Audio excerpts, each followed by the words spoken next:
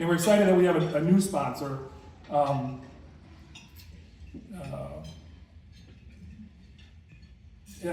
we're thankful to have them. So over 60% of the families that we help are actually affected by cancer.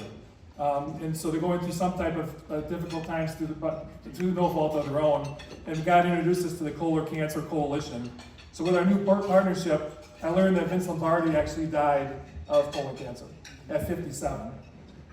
So imagine if you would have gotten a screening and got to be aware of it, you might have won 10 more championships. So we're thrilled to have him as one of our platinum sponsors. So as a thank you for their support, would you please help me welcome Jackie Evans, Director of National Events for the Colon Cancer Coalition.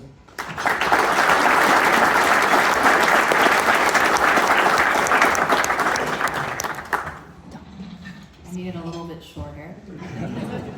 Hi, good morning. I'm Jackie Evans with the Colon Cancer Coalition.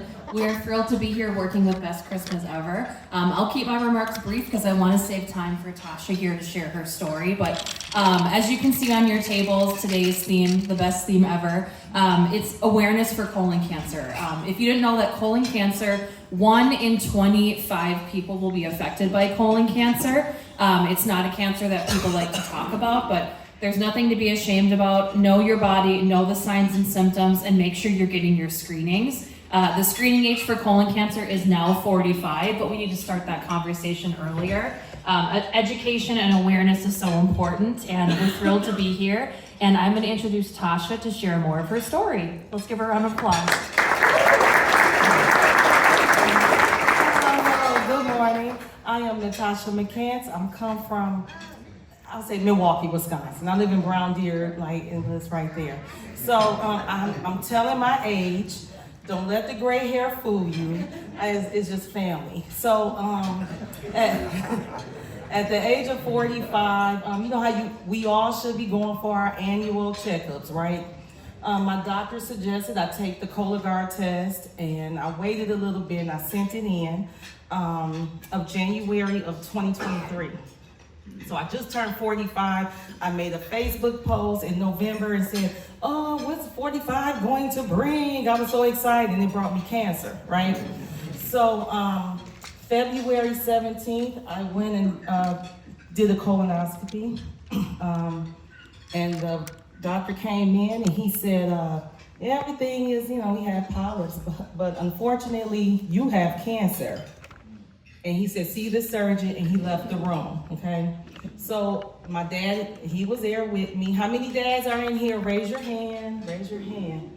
So just think about a doctor coming in and telling your child you have cancer. And my dad dropped his head, okay? I was so like, oh my goodness, I didn't believe it.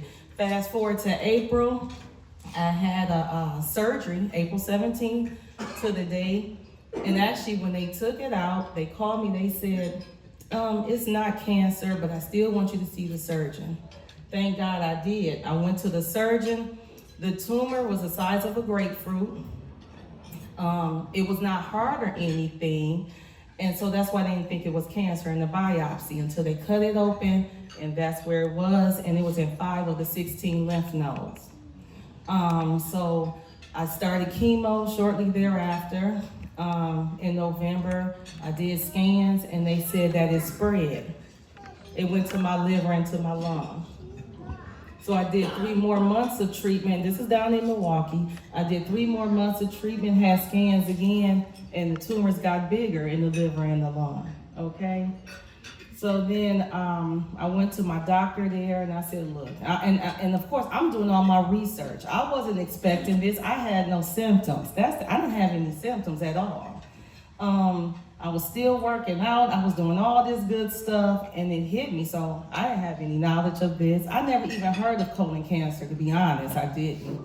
And so I went and my dad said, I went to the doctor there and he said, I said, well, what about immunotherapy, radiation? I don't know about this stuff, right? I'm reading, learning it. And the doctor's like, no. And my dad said, well, what's the cure for this mess? That's what he says. At this point, dads, just think how it is when you see your child is suffering, right? And the doctor said, there is no cure.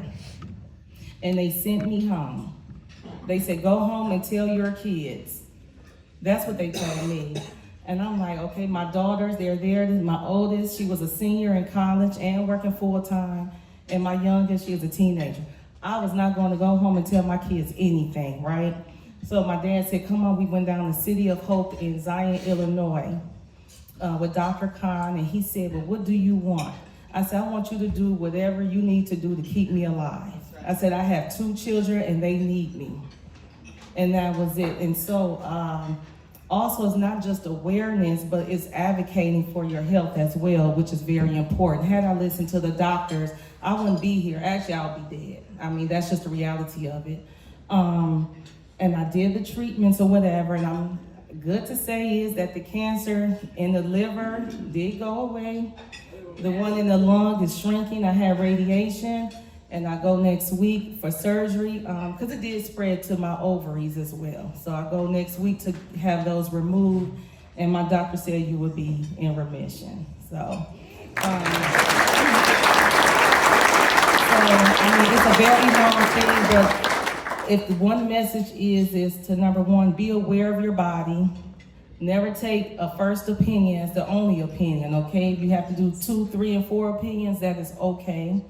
Like I said, make sure you get your check. If you're 45, just do it for me. Do it for your family. Do it for your family to go get your colonoscopies if you have not had them. I appreciate you all for letting me come here and share part of my story, and that I'm here and able to still celebrate with my girls. There were 2 choices I had to make, and that was to live or die. I chose to live because I have 2 people I have to be here for. So thank you.